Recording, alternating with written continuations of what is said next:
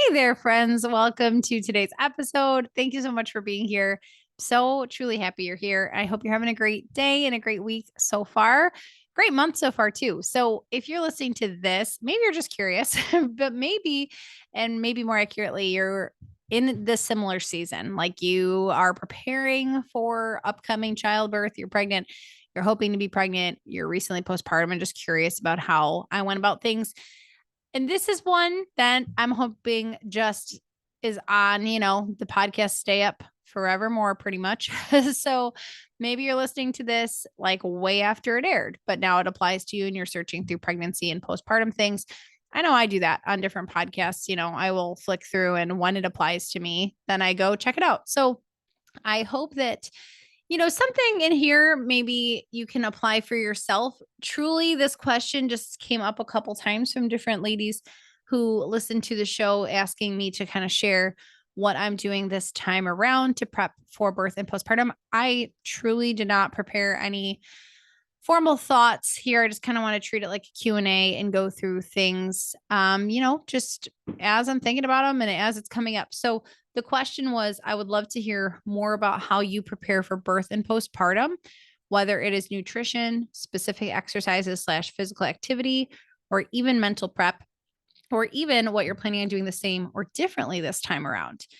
So, just going to kind of explore that for a little bit in this episode. And I love that. I love the last part too of like, what am I going to be doing the same or differently? So, at the time of recording this, I am 31 and a half weeks pregnant. You got to add the half. It's like a kid saying they're 2.5 or they're 4.5, 3.25. I am 31 and a half weeks pregnant with my fourth baby. And all three boys so far. This one's a boy. And that's as much as we pretty much know going in. All right. So right now, I know I've shared, and I have other just podcast resources for pregnancy tips, workout tips, and I've, shared my own personal experiences on those of like first trimester survival tips, kind of earlier things. So just kind of pick it up from where I am right now. So, especially when I think preparing for birth, and then we'll get into postpartum, but preparing for birth, I think really like 34-ish weeks on, but things I'm starting to do even now, maybe, some people start in their last trimester or whatever. For me, some of these things I've started like this week. So I'll start with what I consider easiest to chat about is nutrition, because it's not that different. When I'm looking at prepping for birth, I personally am not really changing much. The kind of the flow for me, this has been very on brand with my other pregnancies too, is I get to third trimester and I just like don't want to eat and nothing sounds good and I can only eat a little bit at a time and things like that. This is a lot of people's, I feel like I experience like the reverse of most people's pregnancies because typically it's like this is how a lot of people feel in first trimester and they don't gain a lot of weight first trimester and all that stuff. Then by third trimester, you're typically gaining about a pound a week towards the end and things like that. And this has just never been me. And so far, this pregnancy has gone exactly the same, where I joke that I pee on the stick and I gained 10 pounds because I even went to my doctor and they're like, you're only up X amount of pounds from your like initial weight. But I was like, actually, though, that was up like 8 to 10 pounds for me already when I walked into that first appointment at 12 weeks or whatever. So 8 weeks, 12 weeks. So truly, that first trimester, I'm usually eating a ton to just feel better, like eating a lot of carbs. Again, we're not really talking about first try here, but then at this point, I just yesterday I was at the point I told my husband where I was like, what sound like nothing sounds good. Like you could name anything right now and I don't want to eat it. So I just need to like pick something and eat it and kind of graze as much as I can because I get really full really fast. Coffee's back off the table for me. I'm sad to report at time of recording this. Like I first trimester can usually not drink coffee. And then I've been fine ever since second try. And then the last couple of days I've tried with that morning coffee and I've taken a couple sips. So it depends, like if somebody else makes it or I get a coffee out or something. But anyway, so I don't really do anything purposely different or extra in these final weeks of pregnancy, except that, well, so this is not different extra. I do still try to eat in a macro balanced way. So I still do try with whatever I am eating to make sure I'm getting good carbs and good healthy fats and good protein. And protein's so important all the time, but it's really important in pregnancy. And I love this. This is where like a lot of birth professionals intersect with good trainers who will tell you to eat high protein, because I've heard doulas and midwives and whatnot like give this advice too, like eat high protein. It's good for the baby. It's good for you. So that's, my typical. So I'm just trying to be, cognizant of keeping that in there. So even if I'm grazing and snacking, it's still things like cashews, like salmon, I'm still keeping in there. Like that's really good for brain health and things like that. So I'm still just, what I'm eating is mostly whole clean foods, 20% treats, just like when I'm not pregnant. But what I have added in now, I've added in the red raspberry leaf tea.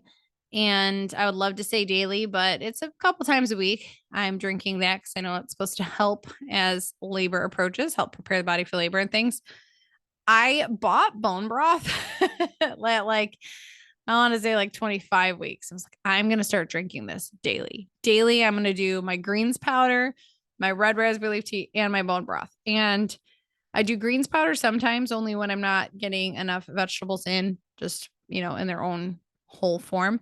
And then red raspberry leaf tea, I said I try to get in daily at this point. This is only as of about like a week, but the bone broth I have not touched. And I think I have a bad idea in my head from this because my first labor, I was just like looking up things that were okay to have during labor that people said were good for during labor. And one of the things I read was bone broth. Well, I had no idea what bone broth was, how you should do it, anything. So I just bought the little like serving sizes from the grocery store and tried to chug it cold, like during labor, my first labor, and was obviously really turned off by that. And that is just in my head. And I have since, had bone broth in a bunch of things. I love bone broth. I've talked about the benefits of bone broth before. I have not been able to bring myself to drink it. And some people do this. Somebody might be listening to this and does it. I've heard of people who do it first thing in the morning or who do it at night. And I would love to be that person that can drink a cup of hot bone broth. If you do this, tell me how you do it. Cause I've heard some like add an onion, add this, that, like make it better.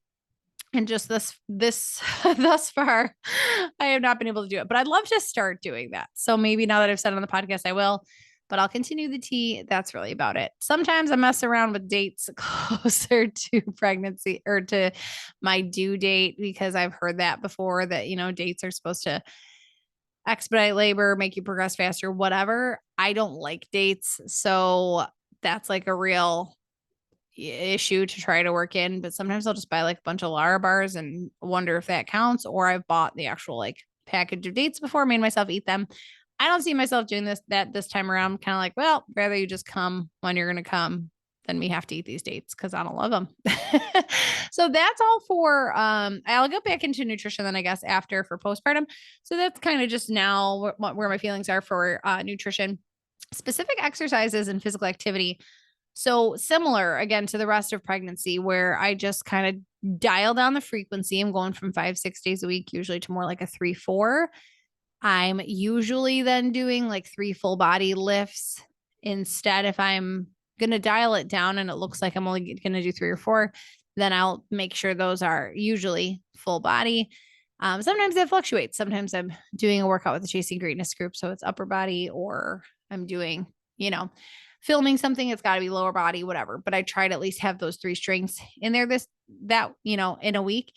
But I try to prioritize walking all pregnancy long. Interesting though, just time wise and season wise, my third boy was due July 23rd, born July 26th. Fun fact, all of them have always been late, but that was like the shortest amount of late. Is 3 days. So hoping that we're getting shorter each time here. I know it's a, rough estimation, but anyways, because he was due kind of in the middle of summer, I walked a ton when I was pregnant with him. And I remember that in the end, I don't think the last maybe 2 weeks, I don't think I did any weights at all. I think it was all walking and stretching. I could look back at pictures and videos to see if I even did anything, but if anything, I might have still been doing like body weight squats and stuff, where we'll see. Again, I'm still a couple, several weeks out, probably about 2 months out from this baby's birth. And I just don't see myself. I loved all the walking last time. That's what I loved it, because it was just like getting outside, getting the sun, I was enjoying that like time where I knew I could just leave versus how much you have to make that like a well engineered plan when you have a newborn, like either you're taking the newborn with you or you're going to like plan how you're going to nurse them right before you leave and, the whole thing. Where this baby just seasonally is due in the beginning of December, and I live in upstate New York. So, practically speaking, I don't know how much in late November I'm going to be getting out and walking because it just gets darker. Like my window is shorter. That was a luxury with Judah. My third was like I could still go get a walk in at 8 p.m. because it's not the cold. It's really more the hours thing. I don't like walking in the dark just for safety reasons. So, I don't think I'll even be able to get out much during like maybe a weekend walk or something. So anyways, as I'm just thinking this out and fleshing this out with you, I don't think I'm going to be walking quite as much towards the end of this time. So I do plan to just keep working out 3 to 4 times a week. I do plan to just keep the strength in there. And I will still keep the stretching in there too. This is when, so I start doing some kind of like pre-labor stretches, like deep squat holds and things like that to try to focus more on relaxing my pelvic floor and just stretching it out in general. Usually, this is like the peak of when your back doesn't feel great because you're so forward and that arch becomes, even more pronounced. So I just do a lot of stretching my back, a lot of bird dogs, that kind of stuff. And I just plan to keep that honestly going. I sit on the birth ball a lot. I'm sitting on it right now while I'm recording this podcast. And mental prep wise, this is something interesting because I really think the only time I even really mentally prepared attempted to mentally prepare was my first baby. And I was very intent on trying to go into that birth like medicine free, drug free, do it natural, all the things. So I looked up some affirmations. I printed out like Bible verses and quotes and made a little like vision board to look at and everything, which I'm sure is very effective for a lot of people. And I know people listening to this who have like absolutely rocked these natural births. And then since that, so long story short, with the first one, it was a very classic, I think, like first baby story of labor was super long, like things, whatever. But I personally, where I'm stuck mentally, anyways, whether or not this is true, but what I believe to be true is that I really don't think I can relax without the epidural, because essentially what happened at the first birth was like we were at 26 hours of active labor, like after my water had broken. So they were like, you could spend more than 24 hours since your water's broken. Like we kind of need to get something going here. This is going to be a C-section. So they encouraged me to just take the epidural at that point. And I, the whole thing, I'd been thrown up, knees knocking together, everything looked like The Exorcist. So I take the epidural. I immediately like relax. Like my body just relaxes. I dilate to 10 centimeters and we have a baby. Like that's how it went. So it's in my head that I cannot relax and I will not dilate without the epidural. So then going into the second and third births, I was kind of just like, I don't need to mentally anything for this because I just take the epidural. Where for my last baby, I really should have, because my third baby, I had intense prodromal labor. And it was like, I went into the hospital Thursday night because I swore I had to be having the baby. And then the whole labor stopped and everything. Once we got to the hospital, contractions got farther apart, the whole thing. And then but then that continued Friday, that continued Saturday, that continued Sunday, to the point where I was at mass on Sunday crying, crying through mass because my contractions were so bad. But I didn't want to go to the hospital again, like, and fake out. So I told my husband, like, if this baby does not come today, like, I'm going to die. I remember telling him that at like 7 p.m. Sunday night. And then I finally at like 2:30 in the morning was like, I'm pretty sure my water broke and we need to go. And then I had the baby a couple hours later.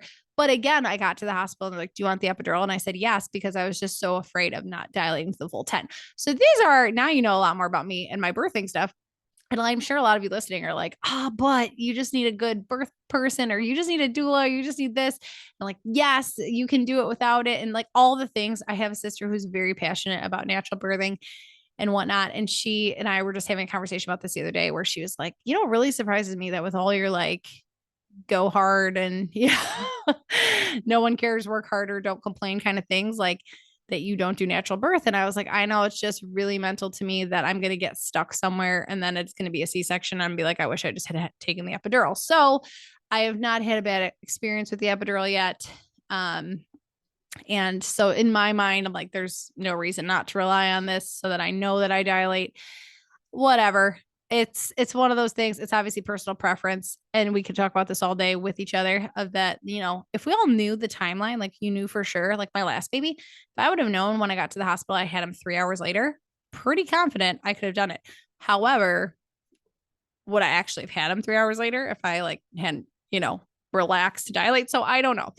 But all I know is I have not done much mental work since that. And I remember after the last one being like, I wish I would have listened to a podcast about managing prodromal labor or had some kind of pain management techniques like in my playbook because I did a lot of pre-labor anyways. So I probably should have learned how to deal with that better. So I haven't to this point, but that's something that I might just start kind of researching. There was a podcast I like called, I think it's called like Birth Something Made Easy, but it used to be called My Essential Birth. So if you search that, it will come up.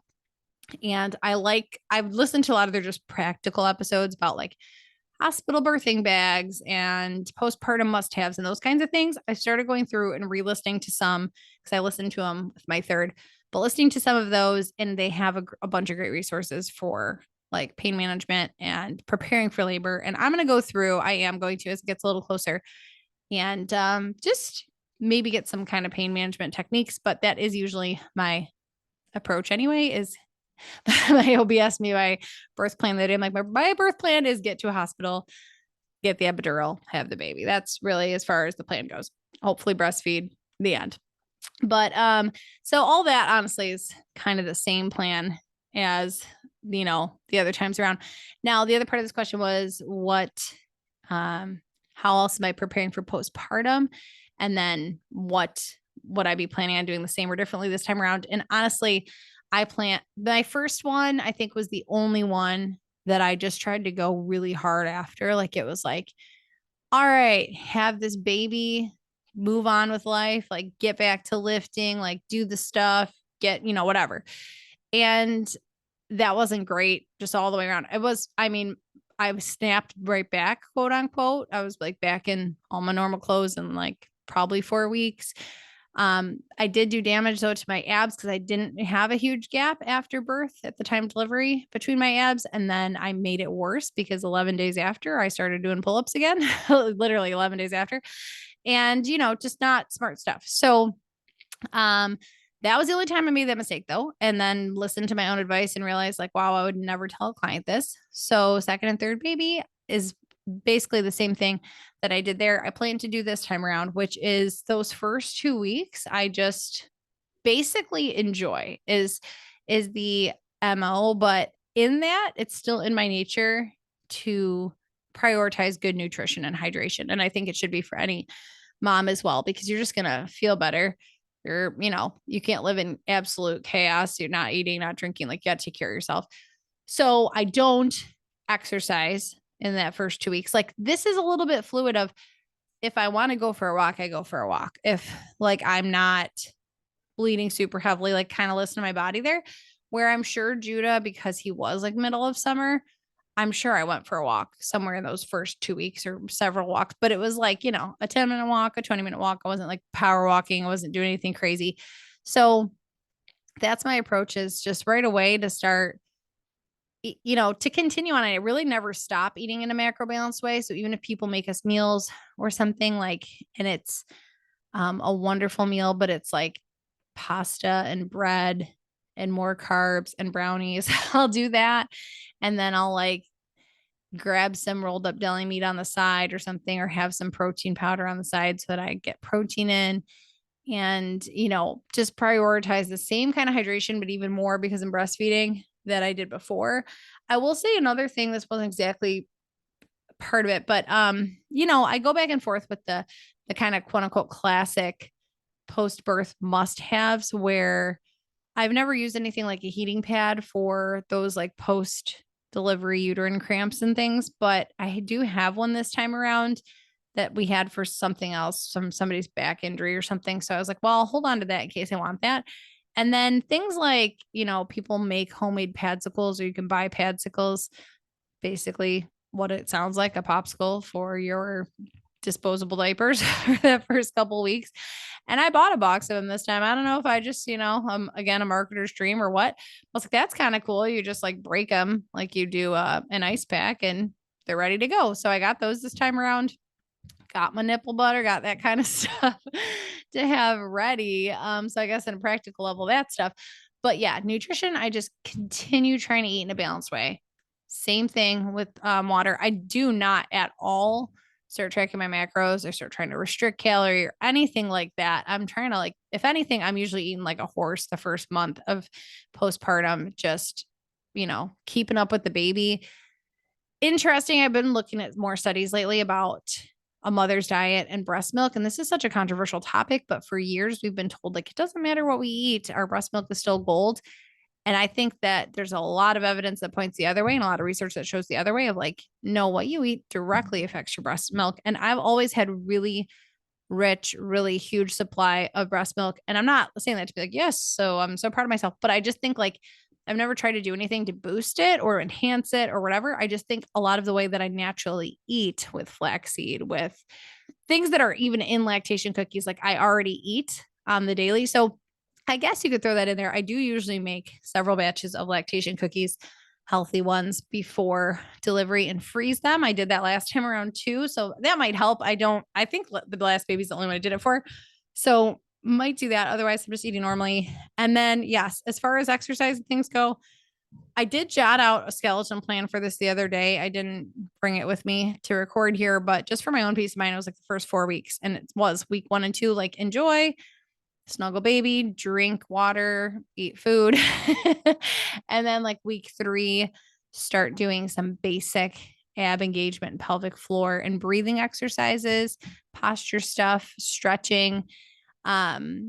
Week 4, probably start going for light walks if feeling up to it. And again, this is just going to be different because I'm looking at the end of December / beginning of January for those last couple weeks. And I probably am not going to be walking outside right away. Maybe I will, maybe it's gonna be safe, maybe it's not, because I just need to listen to my body and play it safe, because your core is not back where it needs to be at, your inner thigh strength, all of that stuff, where I don't want to slip on ice with or without the baby attached to me and, be set back. So just trying to be really smart about things. So I would, tell anybody who's going to ask or who wants to purchase the postpartum program or something like that, that you need to wait for doctor clearance to start anything, is what, legally I have to advise, but which for most people is around 6 weeks or 8 weeks. But I personally do start the just core pelvic floor kind of stuff, usually around 3 weeks, as I feel when I get a little bit antsy of okay, I got to do something here. But not before that. And again, I don't push stuff like last time I said, if I wanted to walk, I walked, as long as I wasn't bleeding too much or whatever. But this time I just don't think that's going to be a reality. I would love to do that seasonally. I just don't think so. So that's really, truly what I do and how I approach it, and try to have that mentality. I know we all want to feel like ourselves again, get back to what we could do before, all that stuff. I fully embrace that this is a short season, and, rushing the recovery is not worth it in the grand scheme of life. Because this really is true. I've been through it 3 times now, and I'm sure you feel that way if you've been through it, even once or whatever, that you look back and you're like, I also could have just slowed down. That's how I feel, is I have not really, the last baby was the first time that I savored that time of you know what, it is what it is. I'm going to sit on the couch and let this baby sleep on me. And I'm not going to get up and mop the floor right now. And things that are very contrary to my normal tendencies and personality, I just let take a back seat, because I was this is such a fleeting season. And, like I said, the basics of quote unquote self-care need to be there, or else you're going to feel terrible, drinking enough water, eating enough food. As long as those kinds of things are going, you don't need to rush the rest at all. There's no award for being the first one back in your jeans. There's no, nobody holding. If anything, I should feel pressure as the owner of Healthy Catholic Moms who's recording workout videos and having to take pictures and things, like I should, if anything, feel that like I gotta get back to, and I'm telling you that I don't. And I truly mean that. I know I recorded up through March in the Chasing Greatness workouts, which means that I gave myself December and January and February to recoup and do all my smart core rebuilding and all that stuff. And then sometime in March, I'm going to have to start filming April. And it is what it is. I am not trying to be back at my pre-pregnancy weight or body fat percentage or fit in the same workout clothes. Like it is what it is when I have to start filming in April, and that's real life. And that's how it should be. And I'm just hopefully demoing for all of you a realistic and what is my opinion, balanced way to do that. There's one more thing I was going to say about it being a fleeting time and taking the time. Oh, and I truly mean that, like, time of year. We have never had a baby in December before. And I'm super excited about the fact that it's kind of a hunker down time anyway. Like it could be a crazy holiday time if you want to look at it that way, or it could be a hunker down time. I already told my family we have 1 million family birthdays in December. So there could be at least like 4 family parties between when I have the baby and even just Christmas, like its own family party thing as well, or holiday celebration. I told them, and I told my husband, I was like, you know what? Britt's going to opt out of a lot of that this year. And, we'll decide what's best for our family. If he's going to, probably some of the birthday parties with the kids and I'm home with the baby. And then what we do for Christmas, if we do it all home this year or whatever. But I have truly never done that and kind of quote unquote taken the pass. I've always just strapped a baby to me and gone on to the next thing. This time around, we're blessed for Ben to have some more time off work, which he does not usually have. It has usually been like 2 days at the hospital, 3 days at home, and he's back. And I'm going to have him for at least 2 weeks this time. So that to me, I'm like, wow, we are just going to hide for the month of December. I'm going to snuggle that baby. I am going to eat the food, balance out the good food, drink the water. If I don't even start the core stuff till 4 weeks, that's fine. If I start walking because I want to get moving a little bit because we're indoors a lot, that's fine. Like I have a very flexible approach to this. I don't know if that's good or bad, but that's where we're at. That's where we're at right now. So it's going to come quickly. It's going to be here before we know it. By the time you're hearing it, hopefully I'm only a couple weeks out. So please pray for me. I will take all the prayers for a smooth, healthy, safe delivery. And all of you who I know who are going to be delivering soon and who are going through the pregnancy program or just have reached out to me and I know that you're delivering soon, or if I don't know, I do pray for just, our whole community and listeners all the time. So you are covered in my prayers too.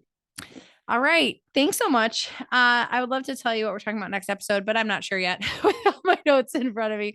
So I hope you tune in then, and I hope you have a great rest of your day. I'll talk to you next time.